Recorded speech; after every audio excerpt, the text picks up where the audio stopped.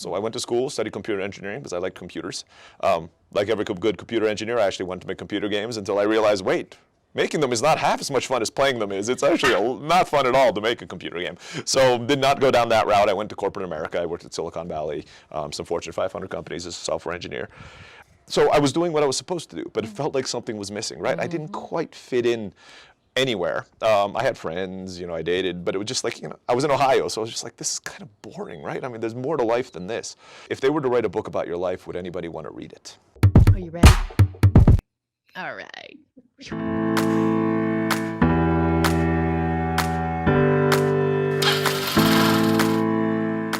Hi there, I'm Nora Dunn, and I'm otherwise known as the Professional Hobo, and welcome to the Remote Work and Travel Show, where I interview ordinary people who have extraordinary travel lifestyles and remote careers. Now, if you're familiar with this series and you've been watching for a while, I would really appreciate it if you gave this video a thumbs up. The earlier you do it in the video, the better it is for the YouTube algorithm, so other people like you can find content like mine. And if you haven't already subscribed to the channel, please do that as well, and hit the little bell to get notifications every time I drop a new video. That could be an interview, travel tips, or gear reviews. Now, my guest today is Ray Blakney. Ray Blakney is probably like every other award-winning Filipino-American entrepreneur who grew up in Turkey and lives in Mexico. He started his first business with his wife as a business partner in 2008. Since then, he has bootstrapped multiple 6- and 7-figure online businesses. Most of this was done from his home in his Superman pajamas. He and his businesses have been featured in Forbes, Entrepreneur Magazine, the Boston Globe, and other top publications. Ray has also been a speaker at multiple conferences around the world. Some of his businesses include Lingua, which is one of the top online language schools, Twidgicate, which is a social network for schools with over 200,000 registered users, and Podcast Hawk, which is an SaaS product that helps you get booked on podcasts on autopilot. He's also host of one of the top language learning podcasts on iTunes. It's called Learn Spanish with Lingua, and he releases a new episode every day. When he's not perusing another wild business idea, he likes to spend his time with his wife, son, and dog at their house in Querétaro, Mexico, helping other entrepreneurs to create location-independent online businesses. And Ray, we are sitting about half an hour from your home in Querétaro. It's such a pleasure to meet you in person here in San Miguel. Nora, to the show. Thanks for having me on the show. This is amazing. It's going to be fun. We've known each other online and worked together for probably about 10 years. Yeah, that's what my wife was saying. How did you meet Nora on the way over here? I'm like, I don't remember. It feels like I've known her forever, but like we've never actually met in person. Yeah. So, and we know a lot of people in common and everything, but we've never had a chance. Now we have a chance, and in a few months we're actually going to be speaking at the same conference together, so we're going to hang out again. That's right. Well, and we've had a couple of near misses too, because we were both supposed to speak at a conference last year, and so we've just a couple of times we've just come so close. So this is like really exciting. Finally. This is why I love this show, and it's why I also really love doing these in-person interviews now. Like Zoom is one thing, but this is a whole other animal. So. It is. Yay! It is. Yeah. Let's do it. All right. Ask away. So I know a little bit about your origin story, and it's fascinating. So I want you to share it with everybody else so we have a little bit of context for the stuff we're going to discuss. So tell me, how does a Filipino-American end up growing up in Turkey? Yeah, great question. And my answer is I'm not really sure. But you can blame my parents is actually the answer to that, right? So my dad was a Peace Corps volunteer in the Philippines, where he met my mom, who was Peace Corps staff in the Philippines. She was in charge of training the staff and teaching the language and the culture in the Philippines.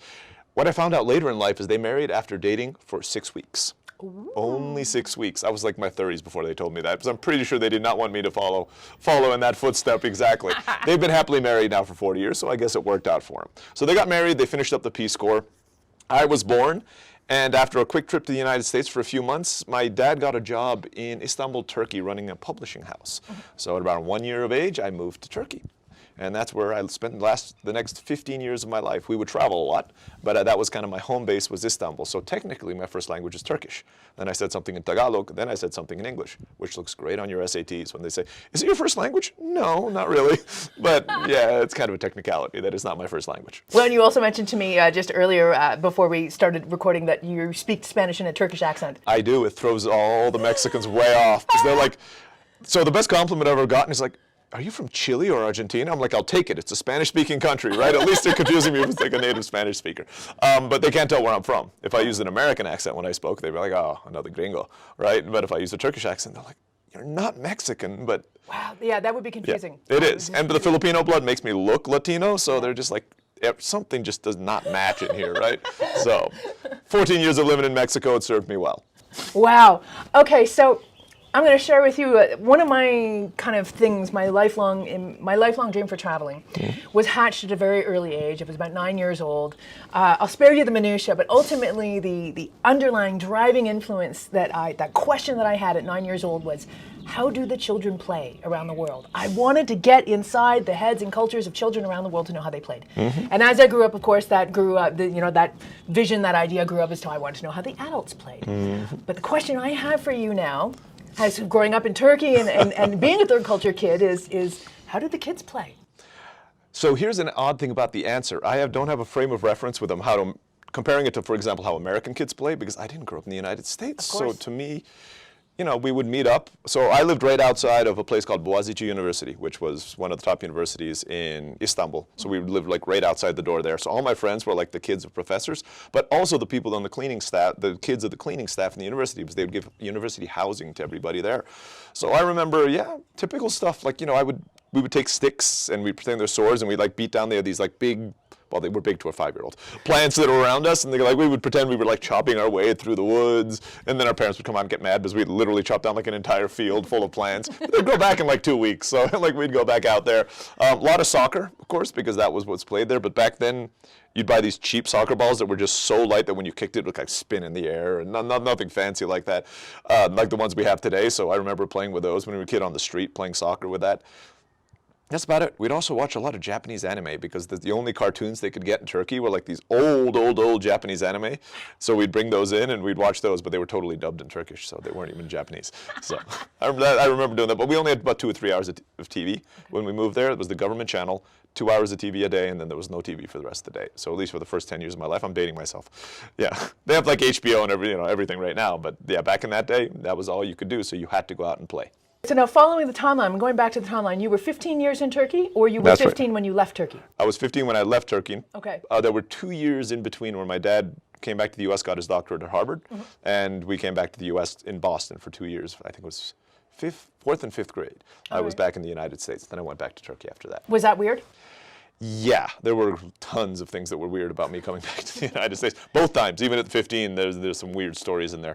When I came back, the worst thing that happened to me was I skipped a grade because the school in Turkey was 1 year ahead. I was already the youngest kid in my class in Turkey. And then when I came back to the United States, they're like, wait, he's doing math. It's already a year in advance, so they skipped me again. So now I was 2 years younger than everybody in my class, always, and from 4th grade all the way up to college. So, I got into college just barely turning 17 when I started college. And it's weird, especially when came back to the U.S., sports were really big. And suddenly I'm 2 years younger than everybody in my class, but I didn't think that way. It was like, I'm in the same class as them. Why am I not? I'm the shortest. I thought it was really short. So I thought I was like the shortest kid. I was always the shortest kid in the class, so I couldn't play basketball really well. The difference between an 8-year-old and a 10-year-old, like physically and developmentally, as far as sports are concerned, is totally different. My grades were fine. I mean, I could keep up with them in the grades. I just couldn't keep up with them in the sports. So that actually, it lowered my self-esteem for most of my life. I had really not going to go say low self-esteem, but I was really shy, and I, didn't have very much self-confidence in myself until I got into my 20s or so. So I had to work my way through that. And coming back to the U.S. the first time and the second time were kind of the 2 big points that kind of took it down. Well, I can also imagine it would also have been challenging to be a couple of years socially behind your peers. Absolutely. And I didn't understand any of the cultural references. This again happened both times when I came back to the U.S. I'll use a reference when I was 15 when I came back, and everybody would make jokes about like Friends or something like that. I'd never seen Friends in my life. Of course. To this day, if I go to a Super Bowl party, it's for the food because I don't watch American football. I'm like, I think I kind of picked up the rules along the way, but I've never played it in my life. I've been to 1 baseball game in my entire life. Yeah. I do like basketball, but basketball was in Europe as well, so I grew up watching basketball and playing basketball. Again, I was super short, so I wasn't any good. I was like the red shirt on the bench that was like at the end of the bench that only went in if everybody else got injured, or if we were winning by like 100 points. So like, yeah, send Ray in. Nothing can happen right now. You can't. I'm like, yeah. Trust me, I managed to do it. In some cases, I'm like, that 100-point lead went down to like 20, and they're like, okay, pull Ray back out again. That was kind of my experience coming back to the United States. The thing is, when I speak, I sound American, right? Yeah. So everybody's like, it's weird. To them, it's like, why don't you get me? Yeah. Because you're supposed to get me. You sound American.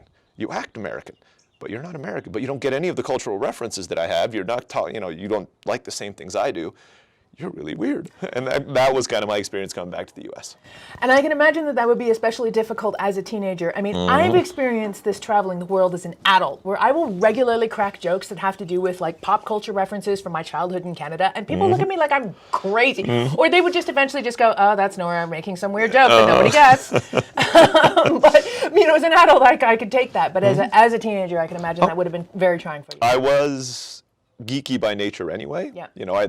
I have LASIK now, so I don't have glasses on. But me too. That's it. I was the total geek until I was 16 years old. I got my LASIK like 35, so I was a total geek until 35. I'm still a geek now, don't get me wrong. I just don't have the glasses to go with it. You don't look like it. Exactly. I'm like, I changed the look a little bit. But, I was that little Asian kid. I always say, that little Asian kid who got picked after the girl in the wheelchair for all the PE sports. That was me. Everybody had that kid in their class, and that was me. Yeah. Braces, big glasses. My parents couldn't afford the ones where they didn't make your eyes look like little bug eye when we were kids. So I looked little bug eye. I had the Prince Valiant haircut for a few years. Yep. I have photos to prove it. And I was super, super skinny. Yeah. When I went to college at 17, I weighed 155 pounds, and I'm 5'11", right? That's pretty skinny. Yeah. So, yeah, that's all of that kind of combined to really take my self-esteem down. Luckily, I did well at school academically. So it wasn't like, and I had good friends. I'm not going to lie. I hear about the bullying that you see at school these days. Nothing. Nobody hit me. Nobody did that. Picked on me. Oh, you're short. The typical stuff everybody's gone through. They picked on the tall kid for being tall. It was just kind of the thing. Every kid goes through that. So I don't feel like I was traumatized. I had some good friends. I had a group of good friends, all the rest of it. Until I came back to the United States, where I went to I went to a New England prep school, which it's where they filmed Dead Poets Society. So to give you an idea of where I went to school, Suits and all the rest of it, I definitely didn't fit in there. My roommate, my first year, had crashed 6 cars by the time I met him, because his dad was so rich. His mom crashed 1 in his defense. The other 5 was him, because he took a lot of drugs and all the rest of it. Wow. He was a real nice guy. I liked him. But I came in there, and first time I saw dipping, like somebody chewing tobacco, he's like, do you mind if I dip? I'm like, I don't even know what that is. I'm like, I have no idea what you're talking about. Yeah, he was a hockey player. He wouldn't wash his pads, so our room was like the super stinky room and all the rest of it. So, yeah, I did not fit into a New England prep school. Was not really for me either. So. All right, so I'm going to zoom out a bit on this topic to look at, academically you excelled, you had a multicultural background, you didn't necessarily always fit in. So how did this whole upbringing of being a third culture kid and all that entailed for you socially, academically and everything, how has this informed some of your life and career choices and decisions? Good question. And it absolutely did. I think that's the defining thing and, what made my life what it is today. So the story, let's start from high school, right? So I went to prep school, went to college. I come from a family of academics. So that's, I remember a little incident, not to go too far off, in high school where they bring in the people to teach you about not taking drugs. And they took us to a small room of about 20 people. And I remember distinctly they asked, so how many of you are planning on going to college? This is a New England prep school, right? So I remember looking around, all of us looked around the room confused, like, well, what else do you do after high school? Obviously, and we all raise our hands, right? We're going to college. It wasn't until way later in life that I realized that he probably does this in public schools all over the country where maybe 1 out of 10 people raise their hand. The point is, I had a path that I was supposed to follow. You do that. You do well in school. You go to college. You get a good job. You work there 30 years. You retire. You get your pension. All of that, and that was the path I was on. So I went to school, studied computer engineering because I like computers. Like every good computer engineer, I actually wanted to make computer games until I realized, wait, making them is not half as much fun as playing them is. It's actually not fun at all to make a computer game. So did not go down that route. I went to corporate America. I worked at Silicon Valley, some Fortune 500 companies as a software engineer. So I was doing what I was supposed to do, but it felt like something was missing, right? I didn't quite fit in anywhere. I had friends, I dated, but it was just like, I was in Ohio, so I was just like, this is kind of boring, right? There's more to life than this. And 2 things happened that changed my entire life. But, well, I'll say 3. First one was a commercial on television. So it was a commercial for the U.S. Navy. And my uncle was in the Navy. My respects to the people in the armed services. But if you start shooting at me, I'm running away as fast as physically possible. So it didn't even go through my mind that I'm like, I'm going to join the Navy. But they had a quote on there that said, if they were to write a book about your life, would anybody want to read it? Ooh. And I remember distinctly the scene that had that. It was the night, Navy SEALs pull up on a boat. It's black at the top, and then the quote kind of comes up at the top there. And I remember looking at that, and I'm like, if I continue on this track, I wouldn't read my own book. It's boring. Now, some more context. My great-grandfather was the first one to translate the Tao from Mandarin into English. He was in Peking during the Boxer Revolution. They ran away and became the dean of Harvard Seminary School. My grandfather was the first minister of the first all-black church in Harare and met Mugabe and got a Medal of Honor from him. My dad, ran a publishing house in Turkey, and there's it was bombed 3 times by the PKK. There are all these stories. He was on the news. I mean, interesting lives. And then I'm sitting in a cube every day. So I'm sitting there thinking, I'm like, wow, that's such a disappointment. So what happened then was, it was right around Halloween. So a few days later, I went to a Halloween party at a bar. And I remember standing on stage. The bar had a stage. I wasn't performing, but the floor was full, and so a bunch of us were standing on stage. And I remember looking out over the crowd, and I'd been in the same party for about 2 or 3 years. And I looked over there, and I'm like, some of the people were about 10, maybe 15 years older than I was. And I know they'd been in the same bar with the same people having the same party every single year. Yeah. And in my drunken haze, I remember thinking to myself, like, I don't want to be here 15 years from now in the same bar doing the same thing. And then the final straw was, the next day I went to work. And at the time I was a team lead for a small IT team in a Fortune 500 company. And they invited me for a ceremony for another team lead, who I vaguely knew. And so we went in there, and they had the cheese platter with the grapes and all that kind of stuff out there. And he comes in, he's much older than me, he's in his 60s. And they give him a plaque saying, thank you for 40 years of dedicated service to our company. And they give him a watch. And I remember thinking, I do not want that plaque. I do not want to have that plaque. Now, I'm sure it's fine. He's a team lead, he's an IT team lead. I'm sure he did fine. His kids are paid for a good life for his kids, his house, all the rest of it. It's just not the life that I wanted. Later that day, I was applying for the Peace Corps on peacecorps.gov. So I went from almost a 6-figure salary to applying to a Peace Corps, which for anybody who applies, don't do it for the money. Because, I made about $150 a month when I was in the Peace Corps. Yep. Generally, it takes about a year to two to go through the whole application process. 3 months, 12 weeks from when I submit on the website to when I touch down in Mexico. I had to sell my house, my car, quit my job, and all my earthly possessions in 12 weeks. Whoa. And wow. That's how I ended up in Mexico. Whoa. So the Peace Corps was certainly the transformative moment for you in terms of changing the course of your life. How did it change, and how did it turn you into an entrepreneur? Yeah, that was just pure luck as well. So I met my girlfriend, who's my wife right now. Yep. And I was finishing up my 2 years of service, and she started talking I was always talked about. We were engaged at that point, and she's like, I've always wanted to kind of start a Spanish school. And I've always had this hankering to know more about business. I knew nothing about business. It's not like I studied business in college and became an entrepreneur. I was that kid though. Whenever if you look at my 10 and 11-year-old yearbook, I was the guy at the bake sales. You'd bring all their cupcakes to him because he would sell them all, right?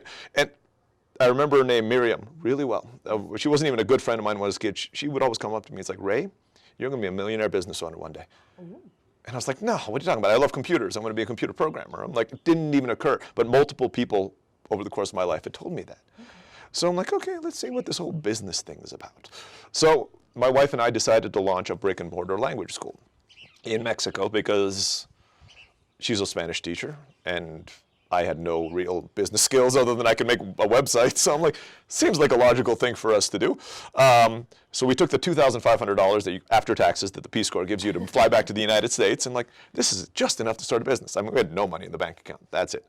And so we decided to launch our business. We had no kids. We had no other dedication. The worst case scenario was she's a bilingual teacher and I'm a computer engineer. We'd probably be fine. I mean, we luckily have loving parents.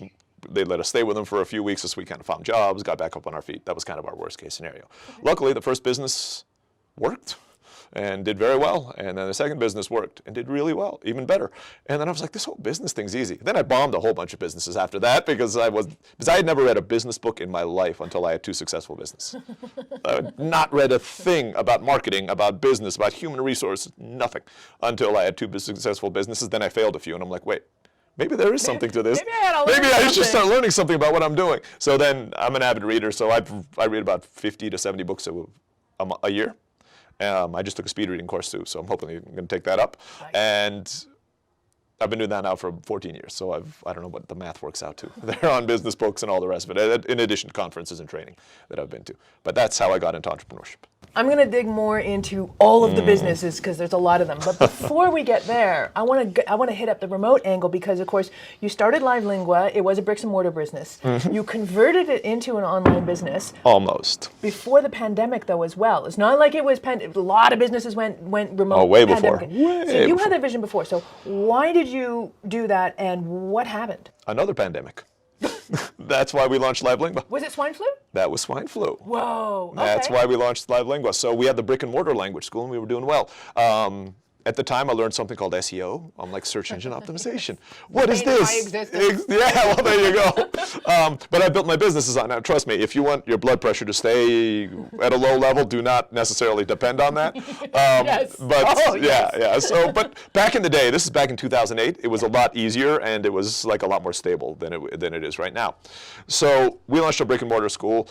We had the idea about 6 months before I left the Peace Corps. So while I was in the Peace Corps, I was like actually doing SEO on our website. So we were like number 2 in Mexico for like Spanish schools and Google. Before, we hadn't even opened. We had not even opened a single one. We were fully booked the day we opened, and we took a deposit from everybody, and we used it to buy tables and like put them in there. Like you would come in there, we were still like putting stuff on the walls the first time the students. Like they did not know that was our first day. Well, we told them after a day or two, but they had no idea that we were living on the floor in an inflatable mattress, and we put the desk there at night. I mean, that was how we started the school. And then, but about 6 months into it, Mexican swine flu hit. And for those of you who don't know what it is, and if you're listening to this from the future, we're in the middle of COVID right now. It was supposed to be COVID, right? It was supposed to be this big pandemic that was going to sweep across the world, so they closed off Mexico's borders. Yep. Nobody could come in, nobody could come out. Our students who came to our Spanish school actually came from other countries. It wasn't Mexicans coming to study Spanish, obviously. It was Americans and Europeans, exactly. Strangely enough, we tried marketing to them, but for some reason they never showed up. I didn't know anything about business, right? So that whole need thing. Yeah, you could sell ice to an Eskimo now. Exactly. So we had to think of another way. There were 2 reasons for it. Not only did we not have very much money to survive, because 6 months in, we just kind of reinvested everything into it, right? Furniture, all the rest of it. Our teachers, we'd pay them, budgeting, just like in the US and Canada, in Mexico, is not a big thing. So if you pay somebody, by the end of the pay cycle, they're out of the paychecks. In fact, we had to pay the teachers every week, which at the beginning I was like, why am I doing this? Why can't I just pay them once a month? And they're like, no, that's not how it works. Yeah. You'll pay them on Friday, and by the following Friday, they'll have spent all their money. And I was like, it's the same amount of money for 30 days. Yeah, no, that apparently does not work. That's not how it was working. So we knew that if we did not get more work for these teachers, they might be out of their rent. They might not be able to pay for their food. Right. So it's actually my wife who had the idea of like, why don't we contact our former students and see if they want to take classes over Skype. 2008, keep in mind, this was like a revolutionary concept. Yeah. So we emailed them all out, and we didn't have, active campaign, nothing like that. It was like a manual, me just putting them in the BCC column and a 50 at a time and hitting send. And saying, hey, would anybody want classes? To our surprise, 1 out of 3 of them said yes. Yep. I was like, wow, that's amazing. So I'm like, why don't I just throw up a website, which is called Spanish-lessons-online.com. That was our first iteration. I'm a programmer, I'm not a graphic designer, so it was ugly. I mean, I know how to physically put up a page, but make it look pretty is not my area. So we threw it up, 5 pages, did some basic SEO. I'm like, I wonder if anybody would be interested in this. So fast forward 6 months, swine flu burned out, like within 60 days. Yep. Our school was fully booked again. But we were making way more money on this little dinky online website than on our brick and mortar school, which was full. And I was working, it was a side hustle. Wow. So we decided we did both for about 2 years. We got to a point where we burned out. Yep. And we're just like, we just cannot do this. Because if you're running a brick and mortar school, like in the summers, we'd book 90 days straight. I would do the tours on the weekends. I would do walking tours at night. I mean, we had no time whatsoever. And I'm just like, look, we have this other thing. Let's give it a shot. Eventually, I'm like, okay, let's try to sell it. Unfortunately, selling a business is not like, put it on eBay in 48 hours, somebody buys it. It took about 2 years to sell a business. A lot of people kicked the tires. We ended up selling the brick and mortar school, and that was about 2011, 2012, and we focused full-time on Live Lingua. Then Google Penguin came around and killed us, and I had to build it all again. But that's another story. Yeah, well, and that's a story that anyone, I think, who is running an online business deals with at some point or another. Mm-hmm. I've definitely, when the pandemic obliterated the travel industry, obviously that was a hit. And then, so I lost 50% of my traffic in like March of 2020. And then Google did an algorithm update that slammed another 50% of my traffic. And it wasn't the first time I'd lost 50% of my traffic with an update. So with all of this retrospect, do you now have a way to kind of algorithm proof No, your online businesses? nobody does. And if anybody's selling you that, it's, what's the saying? I have a bridge. It's snake oil? No, I'm like, hey, I have a bridge in Brooklyn. I can sell you as well, right? I'm like, no, there's no such thing. The problem that I see with the Google right now is essentially, so Google is it's a monopoly. There's no, they say Bing, but who uses it? When was the last time anybody here's gone to Bing? Or even DuckDuckGo, which is kind of growing a little bit right now. But they essentially control the search market and the traffic. Yep. Think of them as a country. They're a country where if you break the rule, you get punished. But they don't tell you what the rules are. That's what Google. This is the problem. That is what SEO is. And then totally engineer your business. And you might be right, you might be wrong. So generally, I actually still recommend SEO as the first step for anybody who's bootstrapping a business, because you don't have money, you have time. SEO is free, within limits. As soon as you have money, reinvest in some other channels. So Facebook, Google, Instagram, something else, YouTube, podcast, it doesn't matter. There are so many different channels out there that take a little bit of money. So reinvest in those. If you can build a business that has like 3 different channels and each one of the channels is enough to support your business, then if one of them dies, you're still fine. Yep. So I've tried to take it that farther. I want to have three businesses that can, support me. So if one of my businesses die, I actually have other businesses in there. So I'm trying to take that to the next level up. It's like you read my mind. That is like the ultimate segue into my next question, which is the fact that you run, listen, to bootstrap one 6 or 7 figure business is amazing enough. But you've done this multiple times, and you've run some of these businesses simultaneously, and all of your businesses always that I'm aware of, simultaneously, they're all incredibly different. So you're obviously an entrepreneur at heart. You have lots of business ideas. How do you know which ones to run with? Okay, so I actually have a formula for that. I'm an engineer by training. It's not like... Bring it. So the thing with the saying I say is, if some entrepreneurs say, go with your gut. Like, my gut's an idiot. If I went with my gut, I'd be living in a box on the street and I would have no clothes on. My gut would never do it. So what I do is, since I'm talking about online businesses too. So don't use this if you're opening a bakery. This methodology would not work whatsoever. But basically, if you have a business idea, okay, let me take a step back before I get started. There are 2 types of entrepreneurs in the world, according to me, which, take that for a while. They're the visionary entrepreneurs, right? Steve Jobs, Elon Musk, all those, Henry Ford in his time. They're people who create stuff we didn't even know we needed, and they sell it to us. Nobody said, I'm looking for an iPhone. And I'm like, let's build iPhones because everybody wants one. No, nobody. What's the saying for Henry Ford? If he'd asked what people wanted, he would have built better carts, a better wagon. A better wagon, exactly, right? So he built cars, and so those are those kinds of entrepreneurs. That's not me, absolutely. The second kind of entrepreneur is somebody who sees a need, and that either nobody's meeting or nobody's meeting well, and that says, well, I might as well do that, right? And see if I can do it profitably. So my methodology only works if you're that kind of entrepreneur. The main thing that you do, it's actually pretty simple. If you have a business idea, let's just say you want to sell pink lawn flamingos, right? I'm sure there's a niche for everything. There's a niche for everything. I'm sure there's somebody out there making a lot of money on pink lawn flamingos. So you go online and you're like, this seems like a good idea. I've been looking around. I need pink lawn flamingos, but I can't find them anywhere online. First thing you do is you go to Google and you can use Google keyword tool and figure out how many people each month are looking for pink lawn flamingos. So you have to go in there and take a look, and you can use a combination of keywords. So pink lawn flamingos pink, lawn flamingos that are pink, just put a whole bunch in there. See if you can find anything. Google will recommend some other ones that are kind of similar. Put them all in a spreadsheet. Add all the total number of searches together, according to Google. Multiply it by 1%. So let's just say you did that, got all these things together, and you find there are 10,000 searches a month for pink lawn flamingos. 1%. It's a Saturday. My mind is not working. Let's just say it's 100. It's 100, right? For 1%. So 100 people is the number you could probably sell to. So if you can sell to 1% of these people, that's pessimistic. If you're a good business, you can actually sell to 2 or 3% of them. But let's just say 1% for the purpose of your calculation. So I'm going to sell 100 pink lawn flamingos. Then go back and figure out how much profit you're going to make on a pink lawn flamingo, right? So you say I can get them in China for $1 and sell them for $11, right? So I'm going to make $10. How much money are you going to make each month? $1,000 on pink lawn flamingos. Yep. For most people, you go like, yeah, I'm not. That's step number 1. Yep. Is it worth your time? So you're like, no, that's not worth my time. But let's just say there are 100,000 people looking for pink lawn flamingos, so you can sell 1,000 a month for a profit of 10, and you're like $10,000 a month of profit. Is it worth me selling pink lawn flamingos? I'm like, depending on who you are. There you go, $100,000 for a business. Now we're on to something.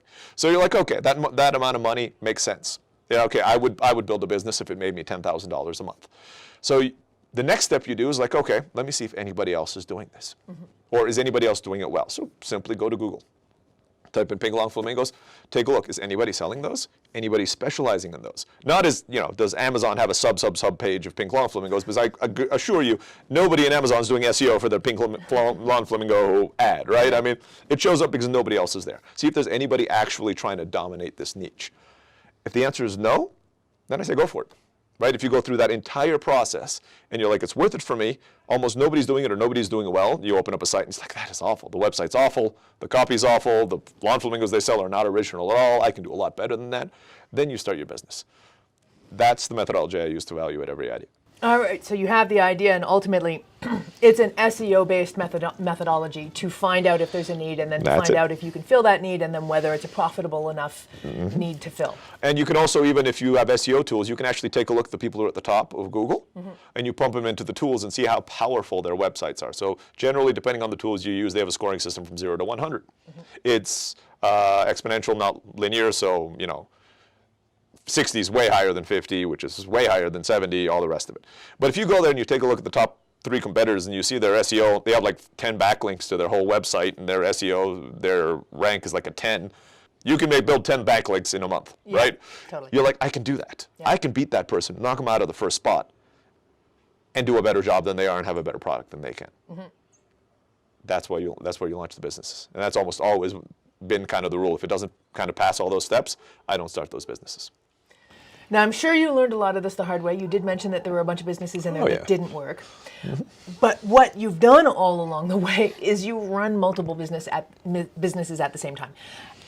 It's all I can do to run one business. How do you juggle all those balls? There's 2 sides to that. The first one is you get help, right? So you don't try to do everything yourself. That's there you go. Wrong. Gosh. It's the nobody can do it as well as me complex, which I had for, trust me, I still work on that. But it's, in the beginning, I remember, I think it was the school. I would answer all the emails for the school and I'd do the tours and all the rest. And during a high season, I would literally have 8 hours of emails I'd have to do because I'd customize every single response. Great close rate, right? I mean, I would get, if you were evaluating 2 or 3 schools, you almost invariably came with us for the work that I did. But I'm like, nobody else can answer emails as well as I can. I heard a VA in the Philippines to answer emails and we were still full, and so, it was like, wait, I guess somebody can answer emails as well as I can, right? And I found that almost entirely, in all my journey, there's always somebody who can do better than I can. Because the only difference there, though, sorry to interrupt you. No, go for it. But the only difference is, and this is the one that I struggle with, is inevitably, like when I look at certain aspects of my business that I can outsource, inevitably there's someone who can do X, Y, or Z better than me. But they don't care about it as much as I do. How do you find an employee who can... You won't. You can't. So you can't find someone who cares. So how can you, vest in them the interest to do it right and well, or whatever? It depends on what the goal in your business is. Do you want to grow your business? All the money. That's it. And that's actually, look, I'll say I do it for the money too. I mean, it's a valid reason for doing it. I mean, even in Maslow's hierarchy of needs, right? I mean, what's your food and all the rest? Look, if you're an entrepreneur, you're probably a little competitive anyway. I mean, there's that kind of little thing to it. It's, I don't do it because I drive a Hyundai. I mean, it's, it's not like I'm doing it for a fancy car or none of that. But it's also, money is, going back to the computer game analogy, it's like the high score. I want to get a new high score, right? I mean, that's what I'm playing. I'm like, so I'm going up there. It's not because I'm going to spend it on anything. This is a free T-shirt I got at the conference. This is probably one of my nicest T-shirts. I mean, I told my wife I have them from college 20 years ago, and she's like, why do you throw them away? I'm like, it only has 2 or 3 holes. It's still good. Like, I don't care about what money buys. It's kind of the security to me. I don't want to have to worry about it anymore. I don't want to have to worry about it for my son and all the rest of it. So that's why you build businesses. So the key for you, I would say, is figure out what really the goal of your business is first. So if the goal of your business is to double in size, totally doable. Then you don't need somebody who's personally invested necessarily to get it there. So if that's the number one goal, you have to get rid of all the stuff that takes you out of your zone of genius first. You're great at certain things. Are you great at video editing? Yeah. I found someone who's better at it than I am. There you go. And that's why. So now you can focus on making the videos, which they can't do, and you pass it on to them. are you the greatest, website designer in the world, right? Should you be doing that? Definitely Exactly. Yeah. So you pass that on. Are they going to be vested in your website? Probably not. But if you actually create SOPs, standard operating procedures, Yep. kind of general guidelines of what you want to do, they'll get about 80% of the way there.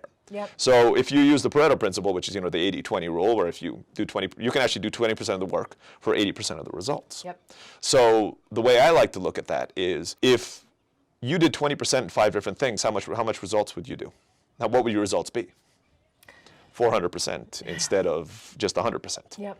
That's what I like to do. So trying to pull off all that extra 80% that'll might get you there, offload that to somebody else, and just do the 20%. But you still have to manage all of that. You have to manage all of the people that you've outsourced all that to and all that projects. I mean, I guess you just No, you don't. You have to hire a COO or an operational manager, and they do that for you. Gosh, I don't manage. I'm so much.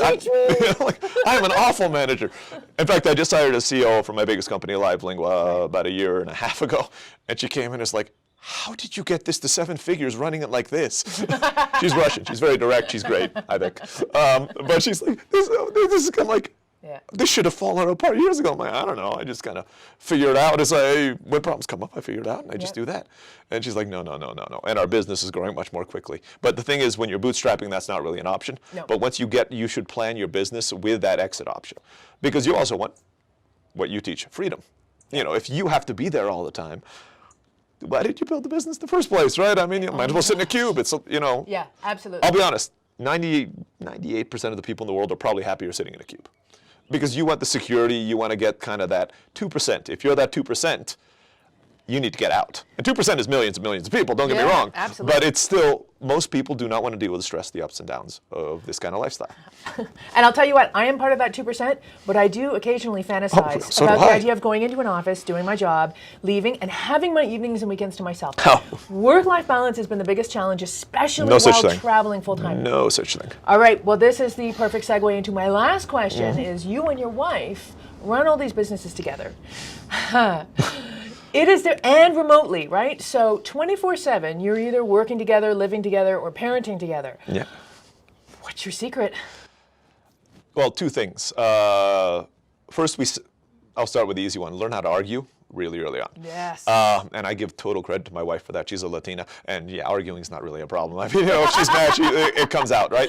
I come from an American culture where you avoid conflict at all, but it all seeps up inside until 5 years down the road. You're like, for the last 10 years, you've been doing this. You've been leaving that sock right there in the corner. I'm like, you should have told me that 10 years ago. Pick up the sock. I mean, So that's number one. The analogy I have for that one is if you have a pressure cooker. Yeah.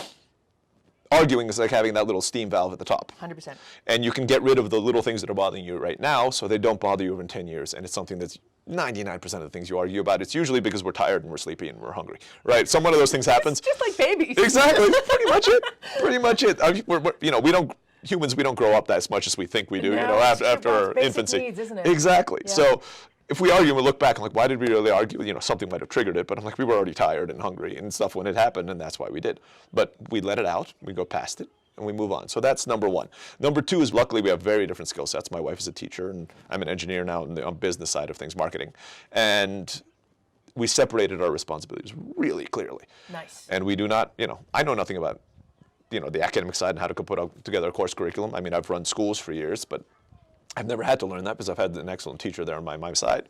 And she doesn't care about numbers or marketing or any of that kind of stuff. So we have our leadership meetings. So we have, COO, our director of customer service, all the rest of it. They're there. But we're kind of heads of our own. I'm kind of head of the company, and she's head of her own department. And whatever she says on the academic side is what goes, because I'm like, I don't know even enough to argue with you. So that's worked pretty well with us. Well, I hear your son calling. I think it's time for us to go get some dinner. But you and I could obviously go on forever.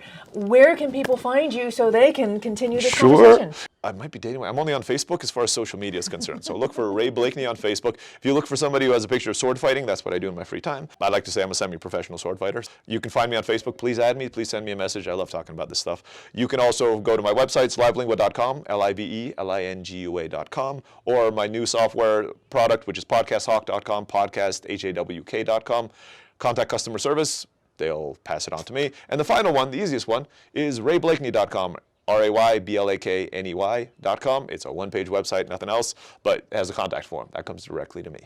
Brilliant. Excellent. And you do answer those emails. I do answer those emails. If they don't go to spam, I got to figure that part out. But yeah, that's totally different. There you go. Yeah. Well, and we will link to all of this in the show notes or description. And while you are there, make sure that you also click on a link to get your free checklist of 10 things to do before you travel long term.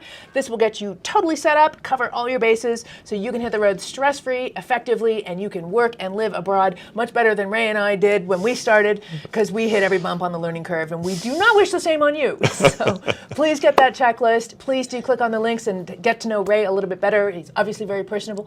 Thank you so much for your time today. Thanks, Nora. I'm Nora Dunn. I'm otherwise known as the Professional Hobo, and I will catch you next time.